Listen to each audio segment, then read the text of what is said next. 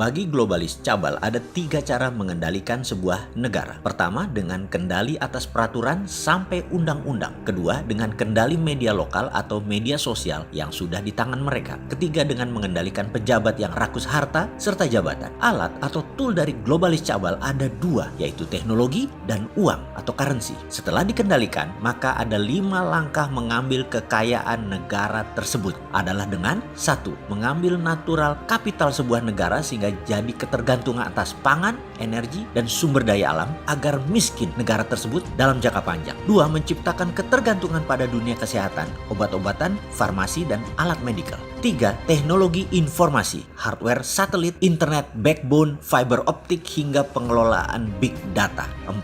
Ambil jalur distribusi dan logistik. 5. Kontrol transaksi keuangan, sistem pembayaran, sistem keuangan, dan banking system. Di dalam menjalankan tangan guritanya, para globalis cabal selalu menggunakan kaki tangannya, yaitu para oligarki di sebuah negara sebagai mitra globalis. Cara ini mempercepat kendali atas sebuah wilayah atau negara. Lalu ada lagi senjata tekan mereka, yaitu kendali sistem keuangan dan uangnya atau investasi. Efek ini membuat banyak negara terkunci, tak berkutik. Juga manusia di dunia ini ternyata hanya 7% yang bisa meminjam uang di bank karena jaminannya harus lebih besar daripada pinjamannya. Kemudian hanya 30% manusia di dunia ini yang mempunyai tabungan di bank. Sisanya tak ada akses keuangan. Langkah berikutnya adalah membuat strategi agar manusia terjerat keuangannya dengan sistem menggunakan uang di muka yang ditarik sekarang untuk kebutuhan konsumsi dengan kredit card dan pinjaman online fintech lending. Sebelum COVID dijalankan oleh mereka, para globalis cabal ini, fintech dan kartu kredit pasti disebar gila-gilaan agar banyak yang pakai dan sudah mulai mencicil bayarannya.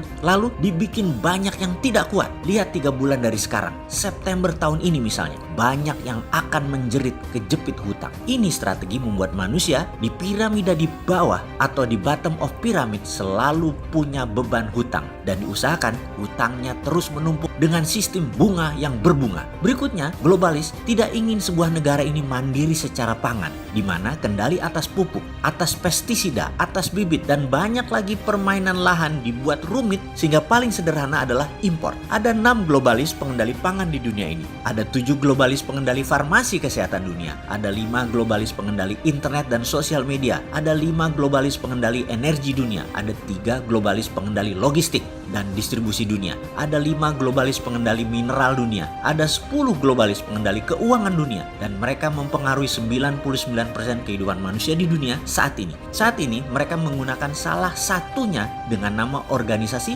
Bilderberg sebagai gerakan di permukaan. Kita pasti semua setuju bahwa apa yang globalis bangun menggunakan oligarki sebuah negara hanya untuk memperkaya mereka. Lawan berat mereka, kaum globalis dan oligarki ini adalah kaum nasionalis yang di belahan dunia manapun sedang terjepit. Seperti misalnya di Iran, Turki adalah contoh negara nasionalis yang lama ditekan. Lalu ada manusia aneh macam Trump yang ingin mengendalikan Amerika bertaring sekali lagi seperti zaman Ronald Reagan. Amerika zaman Ronald Reagan mengalahkan Soviet dan pegang kendali dunia secara utuh. Inilah yang akan dilakukan Trump saat ini. Hajar globalis, hajar komunis Tiongkok. Amerika harus kembali bertaring. Kalau dulu komunisnya Soviet dan globalis masih main di dalam Amerika, sejak 2 tahun lalu globalis mulai gerah dengan polahnya Trump. Dalam 3 tahun ini dunia dibuat compang-camping oleh Trump. Maka disinilah Indonesia harus bermain cantik. Indonesia harus baca kekuatan lawan, baca langkah lawan, cari kelemahan lawan, cari kelemahan Tiongkok, cari kelemahan Amerika, cari kelemahan globalis. Secara ekonomi kita harus atur strategi.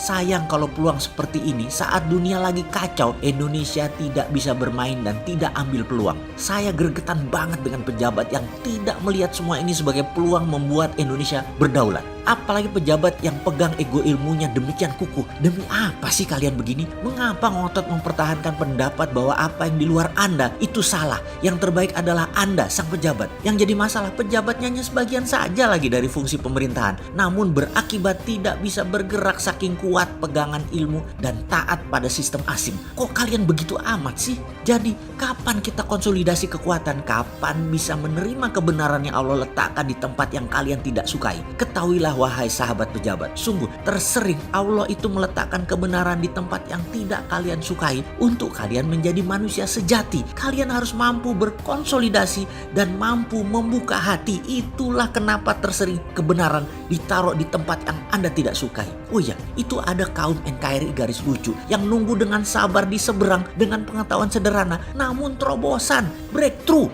dan selalu mereka itu membuka hati untuk kalian.